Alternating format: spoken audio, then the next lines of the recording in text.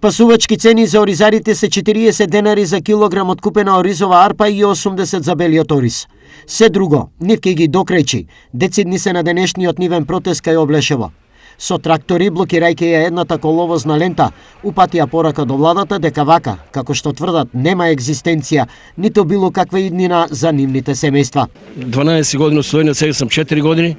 Целта ми беше да се вратам за тоа што накупував земјиште, купив трактор од Словенија, дојдов тука да живеам со жената, ама после 4 години и 5 години не гледам решение. Јас работив и жената работеше тука. Значи, у текот на наредна недела сепак заминувам повторно за Словенија. Освен овие, оризарите ја подсетија владата за другите барања за кои, иако им вети исполнување, остана само ветување. Со субвенциите од 30 денари бевме излатени, бевме кај премиерот, екс-премиерот Заев. Тој ни обекаше дека субвенции до крајот на 2021 до 31 декември ќе бидат исплатени. За жал, ето тоа ништо нема.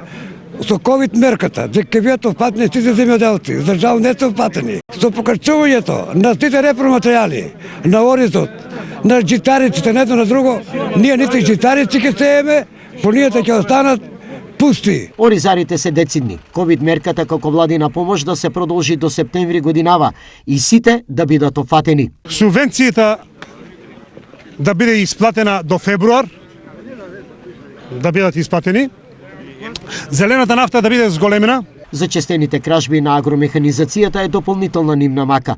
Со вакво нешто, покрај неисплатените субвенции, се соочил и оризопроизводителот Стојан Стојманов од село Теранци. Добро, јас сега со шо оризите доарам, тради си вика чаре. Трактор јас го купи 4.500 евра. Трактор беше добар, здрав, нов трактор. И колку ниви оревте со него? Па јас ја работувам мои 20 декара и на брат таму на него. Подршка на оризарите денеска им изразија председателите на Сдруженијата на тотунари од Прилеп и лозари од Кавадарци. Ние не сме тели на државата како што сакат да представат политичарите, дека едноставно ни даваат субвенции, со тоа ни помагат и не хранат. Меѓутоа, ние сме тие кои што ја храниме државата. Еве земјоделието не оде. Го уништија сончогледот, го уништија еве оризот, го уништија лозарство, шеќерната репа. И сега решиме заеднички да настапуваме секаде.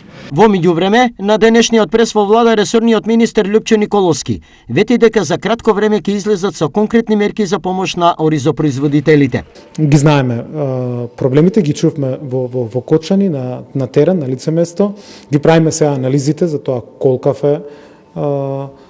колкава количина уште имаме неоткупен ориз, ги правиме сите пресметки, пошто ќе излеземе со конкретна мерка и со конкретен предлог. По ова, во попладневните часови протестот заврши.